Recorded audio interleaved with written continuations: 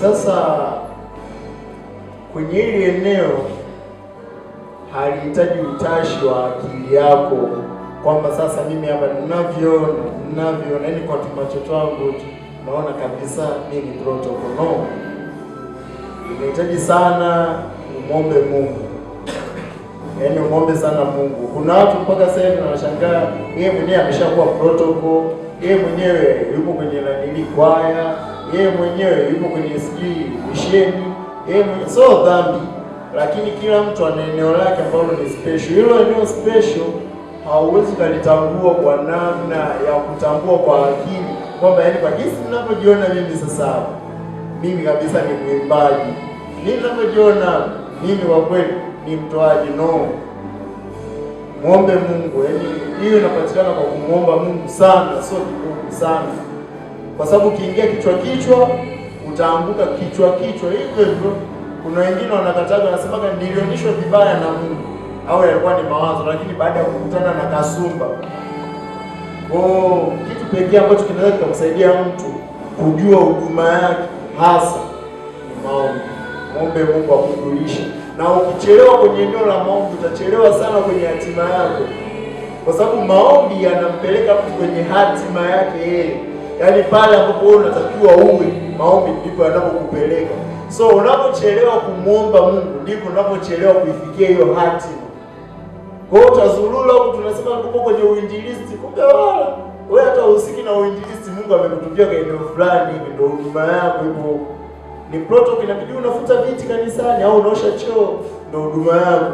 Wewe umekazana, umebeba Biblia, unazunguka tu kwa mataifa, hata watu hawaokoki maana hawakuelewi, lakini ukiosha choo watu wanakuelewa.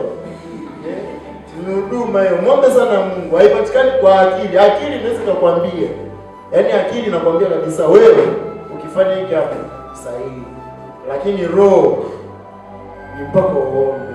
Amina.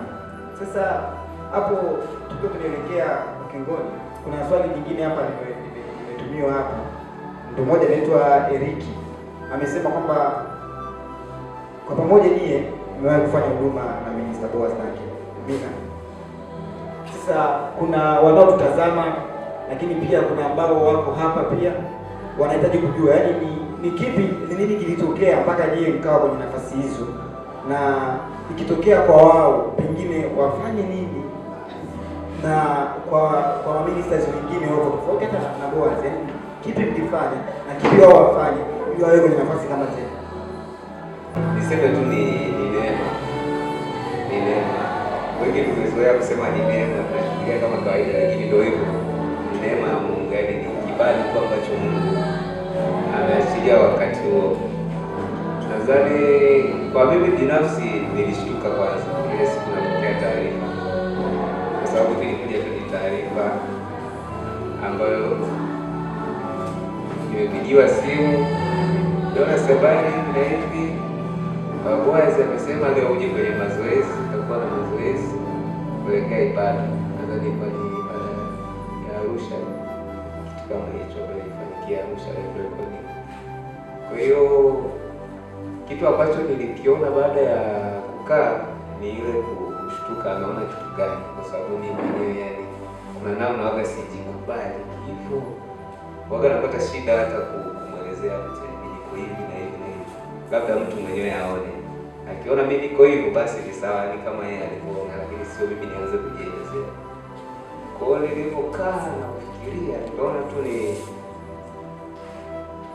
ni ile tu kukaa kumtumikia Mungu kwa uaminifu. Hicho ndio kitu pekee ambacho mimi naweza nikakisema na nilikigundua, kwa sababu hicho ni kipindi ambacho nilikuwa ni mwaminifu sana. Sasa ni mwaminifu sana. Sasa hivi ni mwaminifu, lakini nadhani hicho kipindi kilizidi, kwa sababu sasa hivi pia kuna majukumu ambayo yamenitinga. Hili kipindi hicho ilikuwa tu ni chuo, geto, kanisani, chuo, geto, kanisani. Hivyo nimeteleza sana basi kwa wiki, lakini ni mpira. Angalia mpira huko ndio nimeteleza.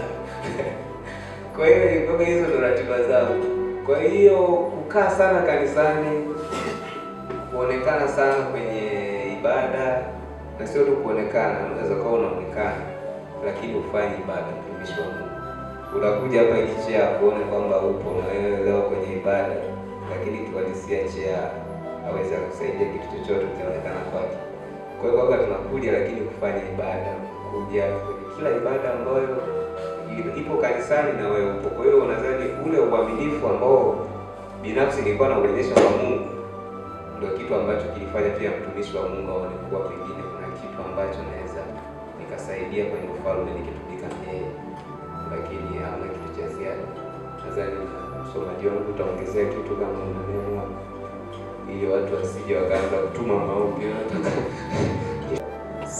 Sijawahi fikiria, yaani maishani mwangu toka ukua kwangu sijawahi fikiria kwamba nitakuja nikutana na Boaz.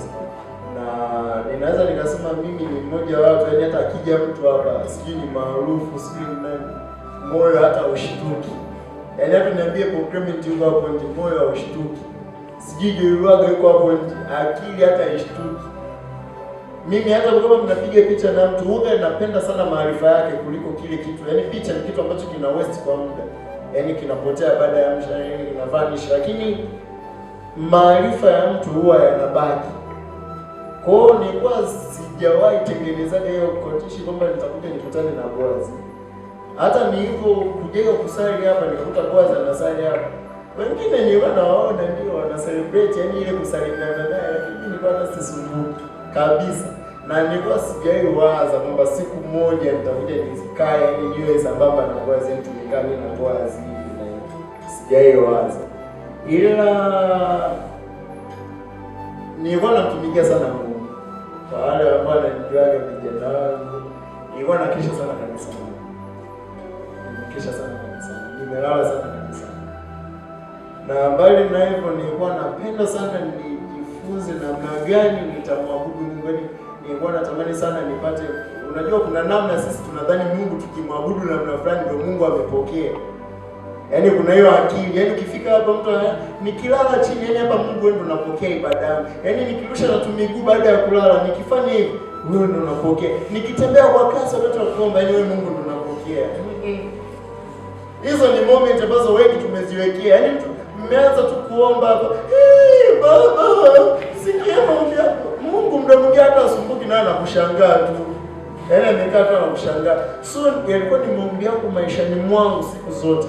Nilikuwa naomba Mungu, nikisimama madhabahuni, nifundishe jinsi gani nisimame mbele zako, nifundishe namna gani nikuabudu, nifundishe namna gani nikusifu. Amina. Kwenye hiyo hali, wakati naendelea bado na kufanya ibada binafsi, kujifunza sana, ndio ikatokea hayo mazingira tu, kama ndugu yangu hapa alipo na nilimi nikatumiaga tu message. Alafu na mtu ambaye hata sikumtegemea kabisa kutumia tu message. Uje zoezi, kuna zoezi linafanyika hapa miezi hii, tunaenda Arusha. Okay. Mimi nikaipokea hivyo kama jinsi alivyo, lakini bado sikuweka tension yoyote kwamba ilikuwa ni kitu cha kunishangaza sana kwamba sasa maana kama nilivyoongea mimi sina moyo wa kushtuka. Yaani hapa ndo msema amekuja siku gani, mimi akili haishtuki. Ila nilipoingia kwa Boaz nikakutana na hivyo vitu vitatu ambavyo nilikuwa namuomba Mungu sana. Namna ya kusimama, namna ya kumwabudu Mungu, namna ya kumsifu Mungu. Kwa hiyo ilikuwa ni kama daraja langu la kujibiwa kile kitu ambacho nilikuwa nakiomba muda mrefu. Ila haikuwa intention yangu kwamba sasa napambana yaani na struggle au Boaz akiwepo nijionyeshe pale. Sijawahi hasa hicho kitu. Yaani sijawahi pambana kwa kweli niseme Mungu. Kimsingi sija struggle, sijapambania hicho kitu. Asante. Naomba nipate wakati wa kusoma jumbe ambazo zimeweza kuingia wakati tunaenda kuhitimisha kipindi chetu. Anasema naitwa Mtasha.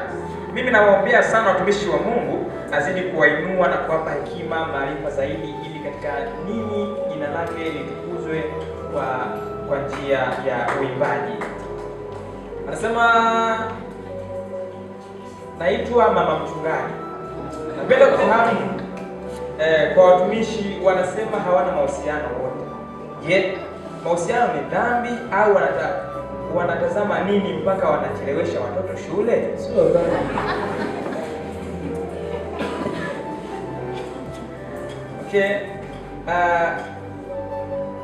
Na huyu ameuliza swali kama hilo. Anasema vijana hao wote wanasema hawana mahusiano.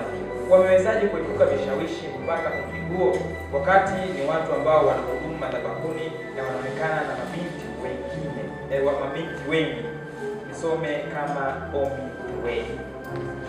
Wakristo wengi wako rohoni sana, wanajifanya wako rohoni sana, lakini mahusiano sio dhambi. Mahusiano sio dhambi, ila uwe ndani ya wakati. Amina. Uwe ndani ya wakati ambao ni sahihi unaokuruhusu wewe kuwa kwenye mahusiano. Sasa ukiniuliza mimi, kila mtu hapa, mimi siwezi nikampigia msomaji wangu kwamba kwa nini hayuko kwenye mahusiano, ila kimsingi ni kwamba nini ambacho nimekibeba ndani yangu ndio kinachoniallow niwe na mahusiano au nisio nayo. Amina. Unajua kuna wakati nilikuwa namwambia mmoja, anamwambia kuna wakati ambapo unaona mabinti ni wengi, na hivyo hata mabinti wanaona vijana ni wengi, lakini unapofika wakati sahihi wanani atakubeba wewe au anayeweza kuhandle maono yako ulionayo, unaona ni wachache au hakuna kabisa. Sasa kwenye hiyo point ndio kuna kucheleweshana. Sio kwamba tunawachelewesha watoto wa watu shuleni. Wanaochelewa shuleni wamechelewa wenyewe kwa sababu ni kitendo cha kuamka na kwenda shule. Ila sasa eneo kama kwa nini huyu mtu hayuko kwenye mahusiano ni kama hivyo. Ni nini umekibeba ndani yako? Mimi nikikosea kwenye hilo eneo ndio watu wanaweza kanishawishi sana, kwa nini iba uwe na mahusiano, uwe na mahusiano. Sawa, nitamchagua mmoja ambaye nasema ni bwana na kajicho kamoja kamefubaa, lakini mwisho wa siku kinachokuja kwa happen ni kwamba watu wanao kusema alikosea kuwa ndio maana haimbi sasa hivi ndio ni ngumu. Kwa nini nimekibeba ndio kinachoamua, na wakati wa Mungu ukifika kwamba neighbor uwe na mahusiano sawa, na kinachonisaidia kuepuka ni hivyo hivyo, yaani kinachonilinda ni hicho kwamba kwa nini unawezaje kuepuka mahusiano, ni hicho kitu kwamba kile nilichokibeba ndio kinachoniambia, yaani haijalishi huyu mdada ni mzuri. Chuoni kuna wadada wazuri sana, mpaka kuna wakati kweli tusiwe rohoni sana. Kuna wakati unasema Mungu unajua, lakini pamoja na kusema hivyo unakuta Roho Mtakatifu anamwambia wewe tulia. Kwa hiyo unafunga na sawa. Na sometimes kwenye huduma zetu tunakuja ni changamoto. Sometimes unaweza kutumia mpaka message unafuatwa, unajua unapendwa kabisa. Mtu anakwambia nakupenda. Utafanyaje? Anakufuata kabisa, haina amevumilia ameshindwa. Anakwambia nakupenda sana. Sasa kwa wale ambao hawaelewi, wanajua hizi ni fursa, waga wanaingia vichwa na wanatumia vibaya hicho kitu ambacho Mungu ameweka.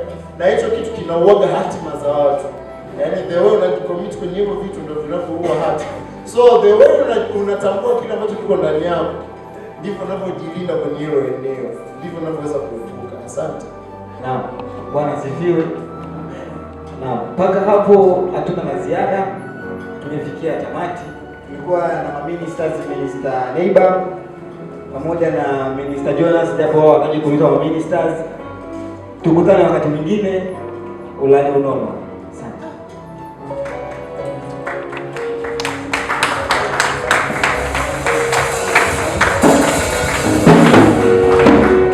Shalom mtu wa Mungu mahali popote pale ulipo. Nakusalimu kwa jina la Yesu. Na jina ni Steven Gerard. Na leo niko na Jackson wengi wanapenda kuniita hivyo. Kutokana na kueleza hii inaitwa Ministry Talk, huduma mpya mjini. Hii ni huduma ambayo mahususi kabisa katika kuzungumzia maisha ya kiroho. Hapa tunajaribu kushare vitu mbalimbali, experience na maisha ya ujana, tunazungumzia masuala ya huduma zaidi na mambo mengi sana yanayohusiana na wokovu. Kipindi hiki kinakujia kila siku za Jumanne hapa Kasbeta Sauti Mwanza, majengo ya BMCC classes. Ndipo tunapatikana kila siku ya Jumanne saa 3 kamili.